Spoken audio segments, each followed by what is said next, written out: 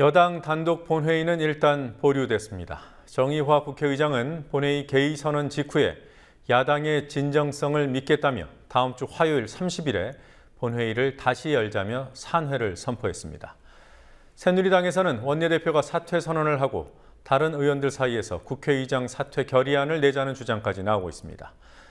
여야 원내대표가 갑작스럽게 회동하기도 했지만 서로 얼굴만 붉힌 채 소득 없이 끝났습니다. 국회 중계 카메라 나가 있습니다. 곽보아 PD, 오늘 본회의가 열렸던 거군요. 본회의 상황부터 정리해 주실까요? 네, 새누리당은 본회의에 앞서 소속 의원들에게 본회의에 참석해달라고 문자 메시지를 돌리는 등 법안 처리 의지를 다졌고 결국 새누리당 소속 의원 158명 가운데 154명이 본회의에 참석해 의결 정족수를 넘겼습니다. 정의화 국회의장은 새정치민주연합 원내대표단과의 만남이 길어지는 바람에 1시간 늦은 오후 3시쯤 본회의장에 왔는데요. 오는 30일 본회의를 다시 소집하겠다고 하면서 법안 처리 없이 10분 만에 산회를 선포했습니다. 정 의장의 말 직접 들어보시겠습니다. 어제 새정치민주연합 지도부로부터 금일 예정된 본회의를 며칠만 연기해달라는 요청이 있었습니다. 이번 주말만이라도 당에 총의를 모아서 정리할 수 있는 시간을 달라는 요청에서 저는 진정성을 느낄 수가 있었고 확인을 했습니다. 야당 측 요청에 진정성을 믿고 의사일정을 일부 변경하려고 합니다. 오늘 본회의에 이어서 30일 날 본회의를 재소집할 계획입니다.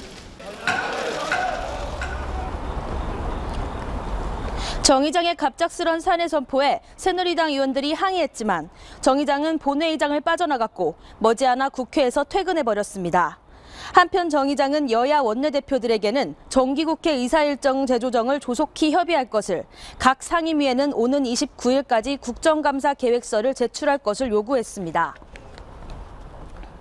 새누리당이 단단히 화가 난 모습을 보였습니다. 이완구 원내대표의 원내대표직 사퇴 선언 언제 나온 겁니까? 네, 이완구 원내대표는 정의화 의장이 법안 처리 없이 의사일정을 재조정한 것에 대한 정치적 책임을 지는 차원에서 원내대표직을 사퇴하겠다고 본회의 후 의원총회에서 전격 선언했습니다. 그러자 의원들이 일제히 만류하고 나섰고 특히 김무성 대표는 국민에 대한 도리가 아니라며 의총 참석 의원들에게 이 원내대표의 사퇴를 반려하자고 제안했고 의원들은 박수로 동의했습니다. 이외에도 새누리당 의총에서는 의원들의 국회의장에 대한 성토가 이어졌습니다. 김재원 원내수석 부대표와 의장우 의원의 말 차례로 들어보시겠습니다. 사전에 통보를 받거나 또는 의장석에 올라가실 때까지 단 한 번도 귀뜸을 해주시지 않았습니다. 저는 이 점에 대해서 매우 유감스럽게 생각하고 의장께서 앞으로 이런 독단적인 의사 진행을 하신다면 과연 어떻게 해야 될 것인지 저희들로 적어도 국회의장으로서 정말 우리 입법권을 지키는 수장으로서의 역할을 충실하지 하지 않는 분을 국회의장으로 인정하는 것도 우리 국회의 수치입니다.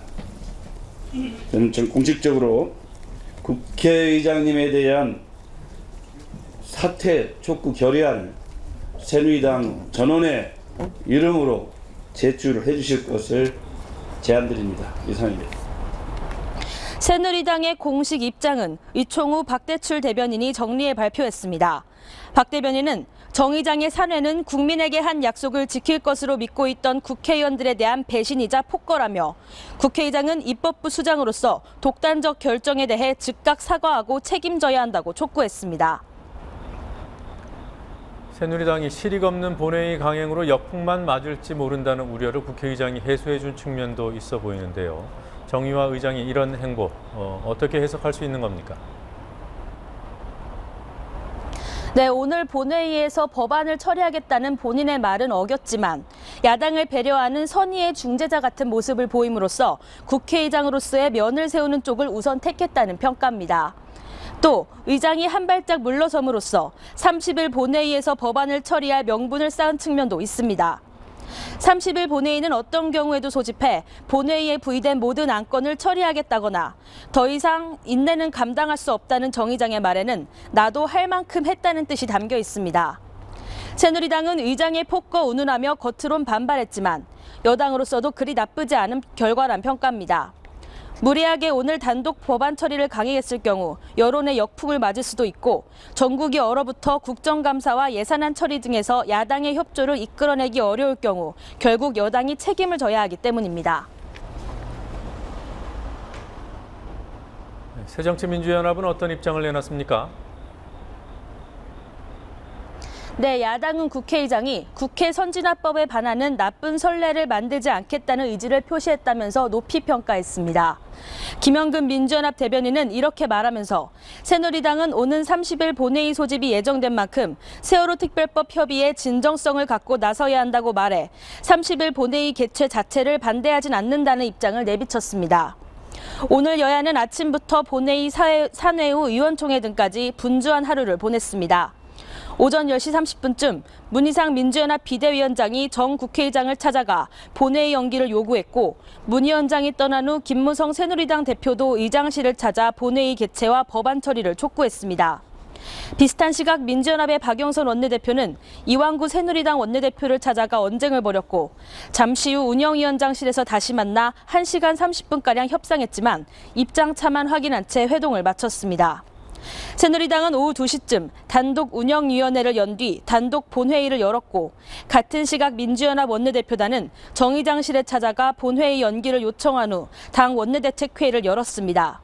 이렇게 바쁜 하루를 보냈지만 세월호법 등에 대한 진전이나 합의는 없었습니다. 13일 만이던가요? 여야 원내대표가 만나긴 만났습니다만 정말 아무 성과가 없었던 겁니까? 네, 정의화 의장이 오늘 오전 10시 양당 원내대표와의 회동을 요청했지만 새누리당 이완구 원내대표는 거부했고 그 시각에 혼자 기자간담회를 하면서 세월호법에 대해 야당의 의견도 통일되지 않고 유가족 입장도 모호한데 어떻게 협상하란 말이냐고 성토하는 시간을 가졌습니다. 그 간담회가 끝날 무렵에 상황이 벌어졌는데요. 민주연합의 박영선 원내대표와 우윤근 정책위의장이 갑자기 이 원내대표를 찾아오면서 입씨름이 시작됐습니다. 상황을 직접 보시겠습니다. 야당의 당론이 뭔지는 모르겠다. 확실히 얘기해달라. 두 번째, 유가족들 입장이 뭔지 모르겠다. 확실히 얘기해달라. 네, 제가 보기에는 지금 지나치신 누구시고요. 그러니까 모든 게 다 대한민국이 새누리당 거인 것 같은 대표님, 여기 언론인들이 많습니다. 제가 새누리당 거인 것 같은 그런 발상에서 나오실 수 있거든요. 저의 카운터 파트너는 문희상 비대위원장이 아니에요. 저는 박영선 원내대표가 저희가 손님인데요. 아니 그렇게 해놓고 손님이면 그렇게 하면 안 되죠. 세상에 그렇게 무리한 얘기를 문전 방패시면 안 됩니다. 정치하는 사람들이